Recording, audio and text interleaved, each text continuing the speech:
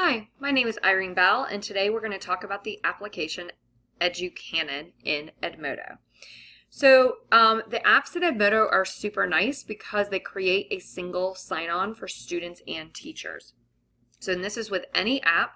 When you go to the App Store and get an app or purchase an app and you push it out to your groups, the students will have access to their apps launcher. And so you can see I have a lot of different apps depending on my different groups. Students can then pin those apps to their apps bar by clicking and dragging. EduCannon is the one with a dog, and we're going to use EduCannon. EduCannon allows you to upload videos and put questions within those videos. Oh, there we go. So it's super nice because then instead of just putting a video out to your students, just, oh, watch this video, it will actually pause the video and pop up with questions. I'm going to showcase how that works.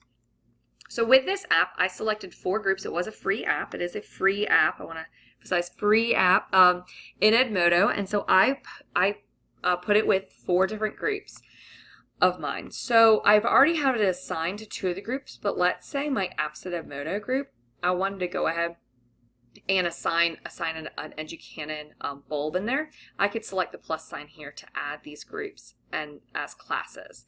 And so I'm actually using the Edmodo Digital Classroom today, and it's already been selected, so I'm going to get started. So this is your dashboard. It kind of has all your information that you know, if you want to your student progress and everything like that. Your bulbs are actually your videos. So these are ones you've already created. So you can see I've created quite a few already, and some of them are just duplicated. And then monitor is how you actually monitor the students. So you can actually see student responses. And so I don't have, unfortunately, I don't have any student responses tonight, but it is super nice because you can just select the class, and then you can see what has been assigned, and then you can select it to see the assignment data. I didn't have any teachers do this. But to create one, you go under Design. Under Design, this is where you can put your video URL. The really, really great thing about this is if you have any limitations for your students on the web. So, for example, my students are restricted from, are not able to access YouTube. YouTube is not allowed for student access. So I can put a YouTube video in here and have the students access it. They can actually watch it, they can answer the questions, they can do everything because the URL still says edmodo.com, and you can see this is our school domain, but it has edmodo.com. So the really nice thing is they can still watch these restricted videos that they can't actually, they're not restrictive videos, they're educational videos, but they're restricted from access through YouTube through Edmodo, which is so awesome.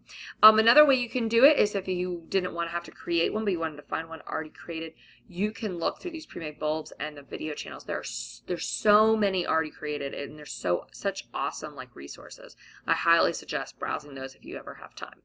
So the one I'm going to showcase is my Edmodo Managing Apps. So I'm going to select that one. And so as the teacher, when looking at it, I see I'm going to go ahead and pause that. I have 2 questions already assigned, and you can see the first one's at 34 seconds, and it's right here. And then the second one's at 1:18, and it's right here. Let's say I wanted to add another question, and I select Add Question. It's like, oh no, but I didn't want to add a question at 1 second. I want to add a question at 2 minutes and 10 seconds. When I selected that Add a Question and it popped up at the wrong time, I just select the time I want over here. Automatically it will change. I can select multiple choice, free response, reflect the pause. I'll put multiple choice. My question will be, was this a good video? Oops. Helped if I could spell. I can put yes. I'm going to select yes as the right answer and no. I can always add more answers. I can randomize my answer order, so if I have the students taking it close to each other, they can, it can be randomized so then they don't really know, they can't just cheat off each other. I want to place question at there, and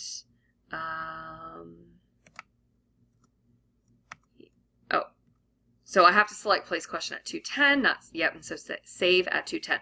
So I don't know if you noticed before I selected place question at 2:10, it said save at, at 1 second. So I want to make sure I save at 2:10. And there's my new question right there, and it has green, yes, that's the right answer. I can preview this. This is what the student looked like. So when they play, they can fast forward, so that's really important to know. They do know where the quizzes are too, so they can fast forward straight to the quiz. So do you have to have it? No, you do not have to have that, so they can answer that. It will tell them if they're right, and they can keep going, and it'll continue playing. So I can push my way all the way through here. I also have the option of not writing anything and moving on. The problem with all that is, as the teacher, I can see that. So I can see those things. I'm going to get back in my thing. So I did the preview. And so when I'm done building my quiz questions, I select Finish Build, and this is where I can actually assign it. So I did it for the digital classroom, and let's say I want to do it. Okay, I want to do Monday, January 11th, and I've already been playing with this, so that's why I had a due date. From here, I haven't seen that it automatically pushes out into Edmodo, which I think is a shame because it really should be. But what you can do, there's two things you can do. So you can share this link into Edmodo. If you share this link, the students will have to log in. I'm going to show you. If you share this link, the public link, the students will not have to log in. And I'll show you the login. It's pretty simple because they're not actually going to have to type anything.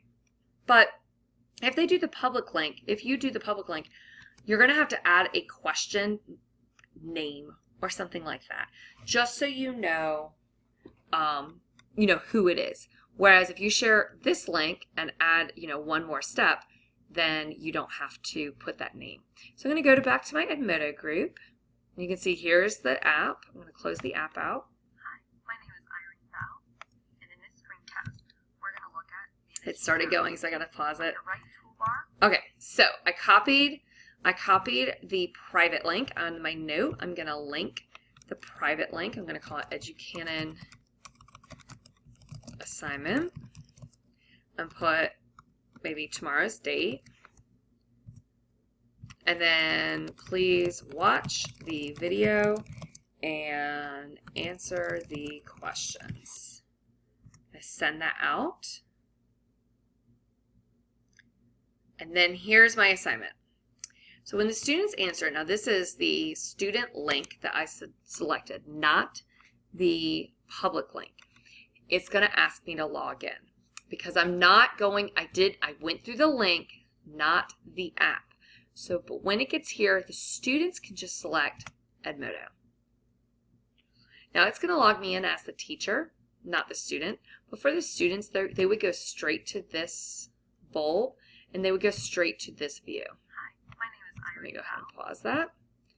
They would go straight to this view where they could start taking it if they had it open. So that is, oh no, again. That is EduCannon. It is a very awesome website or application in Edmodo, and I highly suggest using it. It is really, a lot of my teachers really use it a lot, and they really like it, and I highly suggest doing it. I hope you guys have a great evening.